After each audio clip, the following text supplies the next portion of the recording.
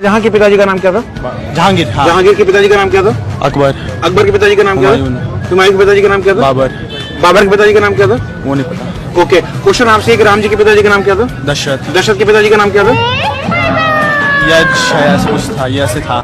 राम जी के पिताजी का नाम क्या था? दशरथ जी। दशरथ के पिताजी का नाम नहीं पता। तो आप भी चाहते हो कि आपकी भी हालत इनके जैसी बनकर ना रह जाए, तो वीडियो को अंत तक जरूर देखना।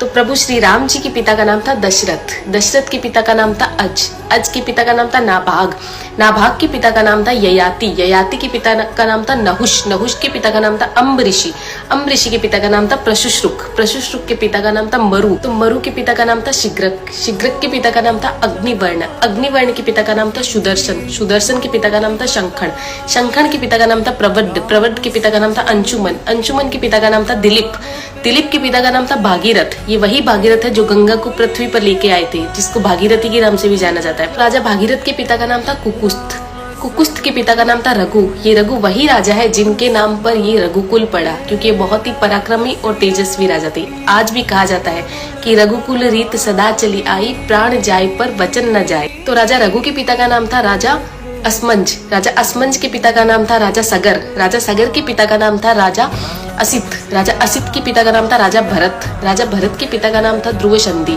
राजा ध्रुव संधि के पिता का नाम था राजा सुसंधि, राजा सुसंधि के पिता का नाम था राजा मानधाता, मानधाता के पिता का नाम था युवानाश्री, युवानाश्री के पिता का नाम था दुंदुमार, दुंदुमार के पिता का नाम था त्रिशंकु, राजा त्रिशंकु के पिता का नाम था राजा पृथु, राजा पृथु के पिता का नाम था अंडण्य, अंडण्य के पिता का नाम था राजा बाण, राजा बाण के पिता का नाम था विवस्वान, राजा विवस्वान के पिता का नाम था राजा मनु, राजा मनु के पिता का नाम था इक्ष्वाकु, इक्ष्वाकु के पिता का नाम था राजा कुक्षी, राजा कुक्षी के पिता का नाम था राजा विकुक्षी, राजा विकुक्षी के पिता का नाम था राजा कश्यप, राजा कश्यप के पिता का नाम था राजा मरीचि, राजा मरीचि के पिता का नाम था ब्रह्मा जी।